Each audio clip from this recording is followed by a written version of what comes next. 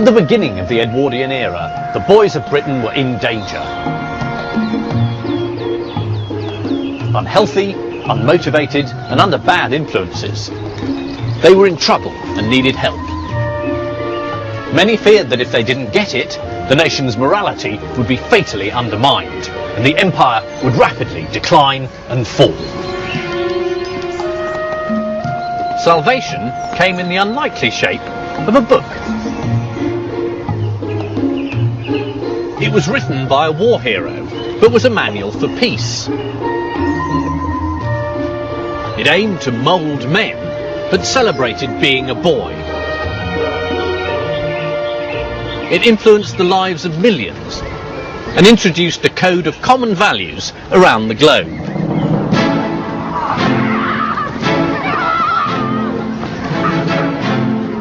Its name was Scouting for Boys.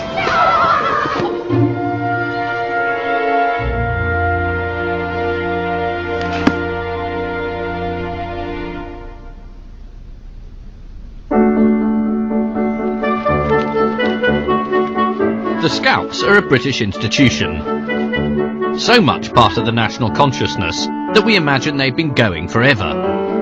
But actually, Scouting didn't win over the nation's affections gradually. It was an overnight sensation.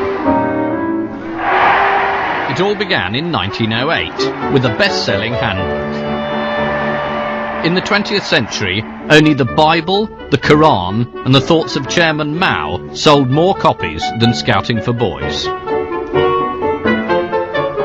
How to make buttons out of bootlaces.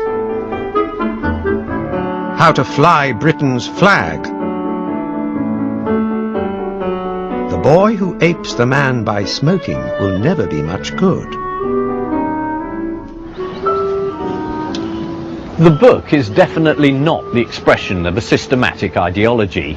Instead, it's a ragbag of disparate ideas held together only by the personality and experiences of one man, Scouting's maverick founder and Boer War hero, Robert Baden-Powell. He's pro-British Empire, but anti-men with waxed moustaches. And he's completely obsessed by boots. It is surprising how much meaning you can read from the boot. To wear your heels down on the outside means that you're a man of imagination and lover of adventure. But heels worn down on the inside signify weakness and indecision of character. He may have had some peculiar ideas, but Baden-Powell was also very charismatic. Hello, you boy in the corner there. You ought to be a Boy Scout. You're a fine-looking fella, and I know you would make a jolly good backwoodsman by the look of you. You're ugly enough anyway. Actually, I was never in the Boy Scouts. I think at that age I was probably too busy making jokes about Baden-Powell scouting for boys. Is he? Naughty old Baden-Powell. Not realising that that wasn't a very new joke, and that it's always been easy to laugh at Baden-Powell and at the Scouts, and it's become something of a national tradition to do exactly that. But I found rereading Scouting for Boys, it is an extraordinary book. It's very radical, and it addresses all sorts of issues that we think of as modern. Citizenship, what to do with disaffected youth, social responsibility. But it's very eccentric, very Edwardian, and very English. And that's what appealed then, and that's what appeals to me now. To try and get the measure of the man behind the movement, I'm off to see the current Lord Baden-Powell. Hello. Hello. Nice to see you. Do come in. Here it comes. Very old-fashioned, isn't it? What's he doing? He's doing his daily exercises. I mean, there's no question he was quite a nutcase, really, in some ways. And throughout his life, he'd always got this thing that he had to keep himself up to scratch, as he called it. And he was quite preoccupied about personal health all the time. And you knew him? Well, Yes, I mean, I was a very little boy. Is that you? That's me at the age of 4. When my mother was having her second child, I was shoveled up to Kenya, and I spent 3 months with them. And all I remember is, like a lot of children, I was just like a rattling cage. I was always asking questions. It was, shut up, oh, go and do something, oh, go and play. But for the first time in my life, somebody said, oh yes, I'll explain that to you. Yeah. And I do remember this incredible interest in little boys. I mean that in the nicest way. Yes, well, it's almost impossible to say it now. Yeah, I mean, absolutely. He could mentally bring himself down to their level and explain things to them in words of one syllable. As simple as that, really. The first step towards success in training your boy is to know something about boys in general. It is well to recall, so far as possible, what your ideas were when a boy yourself. Robert Baden-Powell was born in 1857, the son of a professor of geometry at Oxford University, and the 8th in a family of 10 children. The kind of person who was going to invent the Boy Scouts, which is a very odd institution, I think is the sort of boy who would have been thrown on his own resources in a way at an early age. Baden-Powell, when he was only 3, lost his father, and he became obsessed with the idea of what was it that fathers say to boys that makes them manly later on.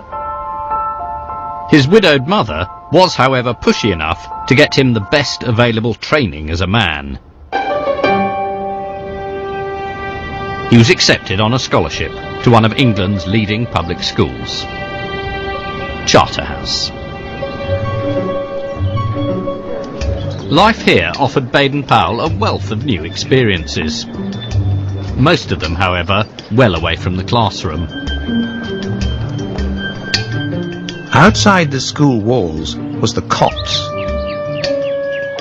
It was here I used to imagine myself a backwoodsman, trapper and scout. I used to creep about warily, looking for signs and getting close-up observation of rabbits, squirrels, rats and birds.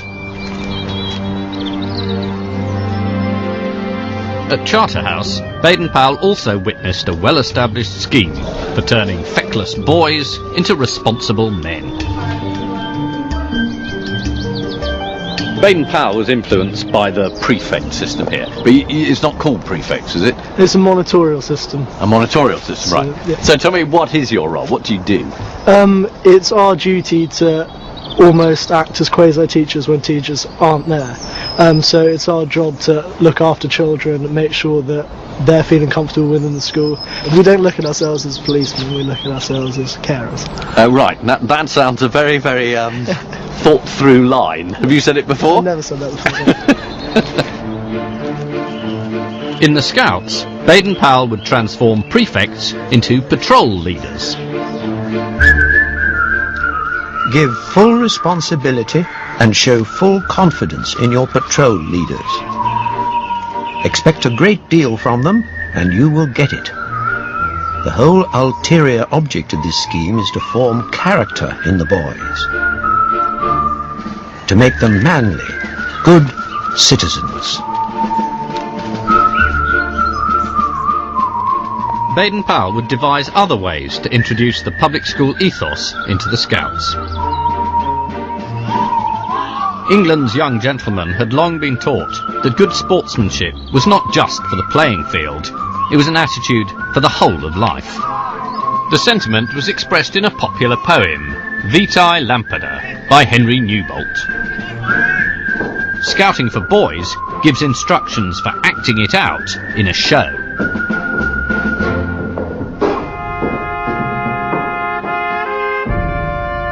The sand of the desert is sodden red, red with the wreck of the square that's broke.